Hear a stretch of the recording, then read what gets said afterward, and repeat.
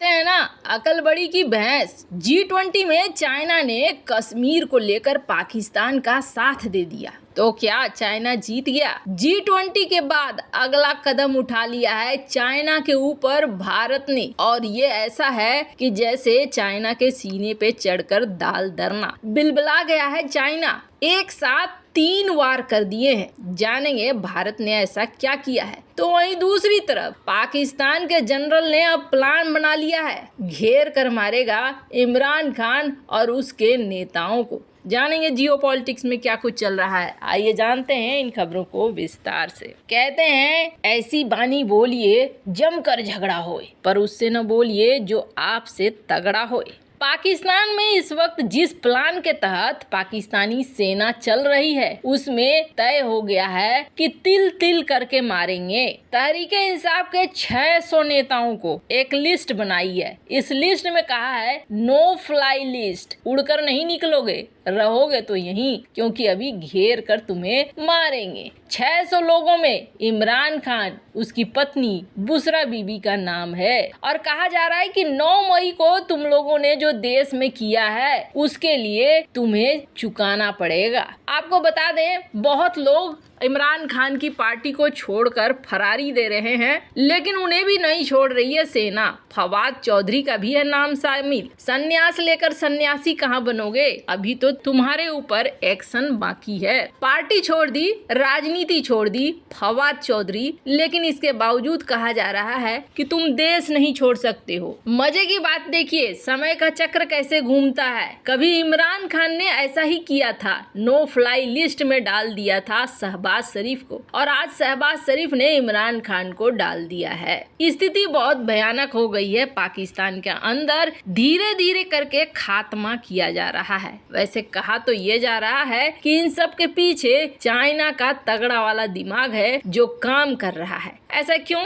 China का नाम ही क्यों आ रहा है? तो आपको बता दें, IMF ने तो कह दिया है कि हम तुम्हें पैसे कौड़ी देने वाले नहीं हैं, लेकिन कहा जा रहा है कि इमरान खान पर जिस तरीके के एक्शन हो रहे हैं, इससे चाइना बहुत खुश है, और चाइना चाहता है कि धीरे धीरे ये एक्शन और ज्यादा बढ़े, और इसके लिए चाइना अब आर्थिक तौर पर भी कहा जा रहा है मदद देने को तैयार है पाकिस्तान को। खैर, ये बात की चीज तो बाद में देखी जाएगी, पर हाँ इतना जरूर है कि इमरान खान के लिए मुसीबत बन गया है। अमेरिका से भी पंगे लिए, चाइना की तरफ झुका भी, तो उस चाइना ने भी धोखा दे दिया। खैर, जहाँ एक तरफ ये सब कुछ हो रहा है, तो वहीं दूसरी तरफ PM मोदी एक के बाद एक ताबड़तोड़ एक्शन ले रहे हैं चाइना के ऊपर। 2 चीजें ऐसी कर दी है जो चीजें चाइना को बिल्कुल पसंद नहीं आई। पहली चीज, G7 की मीटिंग में जब PM मोदी पहुंचे, तो PM मोदी ने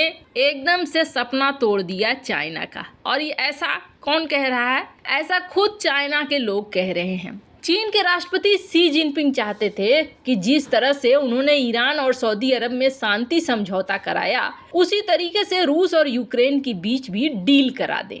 लेकिन प्रधानमंत्री नरेंद्र मोदी ने उनके इस प्लान पर पानी फेर दिया। पिछले दिनों जब PM मोदी जापान के शहर हिरोशिमा में थे, तब वहां पर उनकी मुलाकात हो गई यूक्रेन के राष्ट्रपति वोलोदिमीर जेलेंस्की के साथ, और इस मुलाकात से चीन कितना भड़क गया है उसको ऐसे देखिए। चाइना के एक्सपर्ट PM मोदी को मौका परस्त और धोखेबाज कह रहे हैं। PM मोदी ने यूक्रेन को जो भरोसा दिया, उसके बाद चाइना काफी परेशान हो गया। पता चला चाइना ने ये कहना शुरू कर दिया, ये क्या शांति करवाएगा, ये तो सिर्फ मौके का फायदा उठा रहा है। आप देखो किस तरीके से अपने हितों को सबसे ऊपर रख रहा है। PM मोदी जब जेलेंस्की से मिले थे, तो उन्होंने कहा था, मैं इसे एक राजनीतिक या आर्थिक मुद्दे के रूप में नहीं देखता हूँ, मेरे लिए मानवता का मुद्दा है, मानवीय मूल्यों का मुद्दा है। जिसके बाद चाइना के विशेषज्ञ अब अपने सोशल मीडिया पर लिख रहे हैं कि मोदी के शब्दों के पीछे चालाकी है, और भारत सिर्फ फायदा उठाना चाहता है, उससे ज्यादा कुछ नहीं। बहुत भर भर कर लिखा जा रहा है, लेकिन माना जा रहा है कि PM मोदी और जेलेंस्की की मुलाकात ने चाइना के मंसूबों पर पानी फेर दिया है।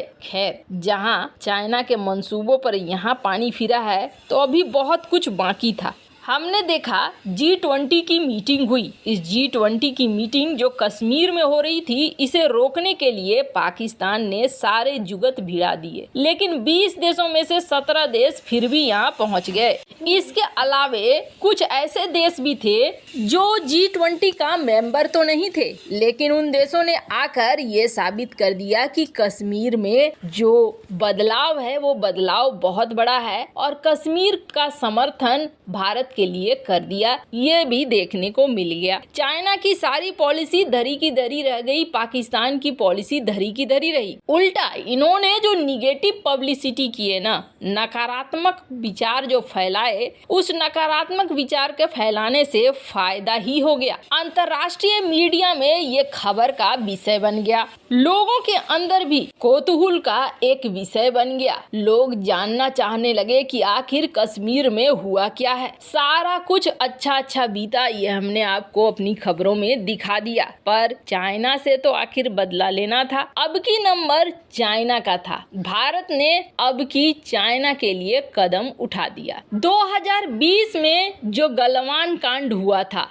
यहाँ पर हिंसक झड़प हुई थी और इस हिंसक झड़प के बाद बहुत सारे परिवर्तन भी देखने को मिले थे। पैंगोंग लेक लद्दाख में पास में ही स्थित है और यहाँ पर बहुत सारी फिल्मों की भी शूटिंग होती थी, बहुत सारी चीजें होती थी। पर इसके बाद जब भारत और चीन के सैनिकों के बीच झड़प हुई, तो इस झड़प के बाद यहाँ पर सुरक्षा व्यवस्था को बढ़ा दी गई और इसको करीब करीब बंद ही कर दिया गया। अब लद्दाख प्रशासन ने एक अलग रणनीति तय करते हुए वापस से लंबे वक्त से जो ये चीजें बंद थी, आम लोगों को भी जो मुनाफा होता था, यहाँ पर लोग आते थे तो टूरिस्ट आने से जो फायदा होता था वो भी बंद हो गया था। विवादित हिस्से के करीब जाने से टूरिस्टों को मना किया जाने लगा। काफी दिनों से सेना और भारतीय सेना और चीनी सेना के बीच में बातचीत भी हुई, पर वो बातचीत कोई फायदे वाली नहीं दिख रही थी। अब भारत ने क्या किया है,